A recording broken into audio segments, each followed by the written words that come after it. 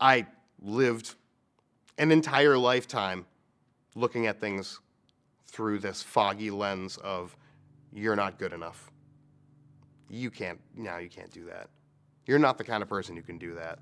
Other people do that stuff, not you. You drink, and you wallow in your own sadness and self-pity. A never-ending cycle that I became used to, and I thought was just never going to end until I died young.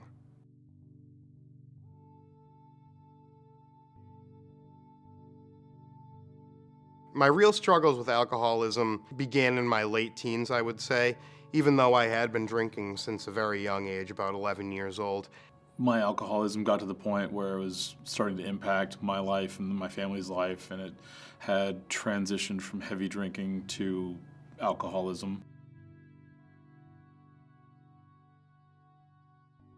June 17th, I believe it was, 2014, I went into detox rehab for the first time. Hasn't been a smooth, ideal road in terms of recovery, but that was my date for really taking hold of it and dealing with it. It really didn't become a serious journey in recovery for me until I was in my 30s. That's when I realized that I wanted to do this for myself. There were reasons that I wanted to live and not have alcohol bog down the rest of my life. You're going to meetings every day, you got a sponsor, you've got all the things that are laid out that you're supposed to be doing, but you picked up again. And that sort of hit home that it's not just one program that's going to work for me.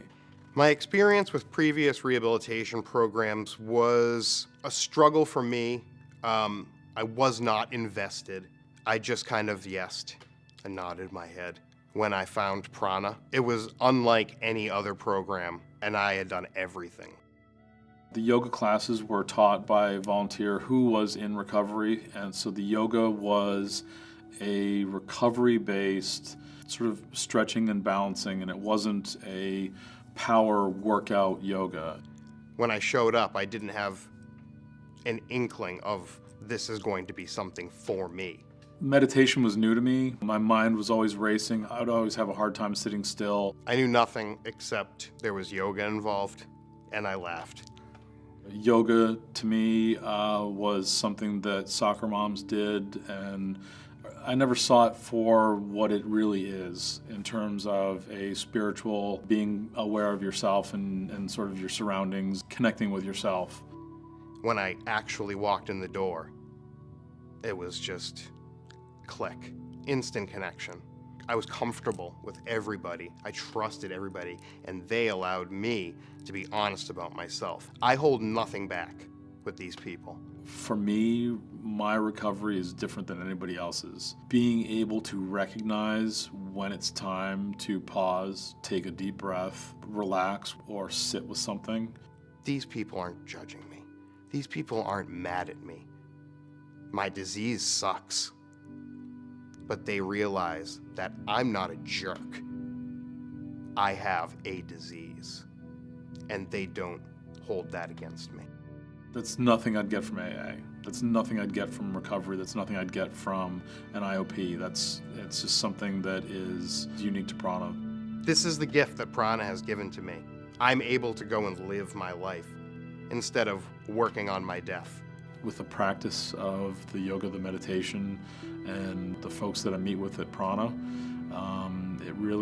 it just sort of centers me and reaffirms that I am where I need to be right now, and at least right now it's working. The last time I got out of detox, I had my biggest moment of clarity, where I saw everything that I have wanted to do for the last decade of my life kind of flashing by me. And it was like I had two options. I can either continue to drink myself to death, or I can choose life. And for the first time, I realized all these things that were pipe dreams to me were things I could really accomplish. And I realized that my life was worth living. What is possible now is anything. I know that anything's possible. I can do anything. I don't see things as, nah, I can't do that anymore. being able to think through things, being able to be present in my own life. This program has just allowed me to live my life. It has taught me how to live my life. I would say that this program saved my life.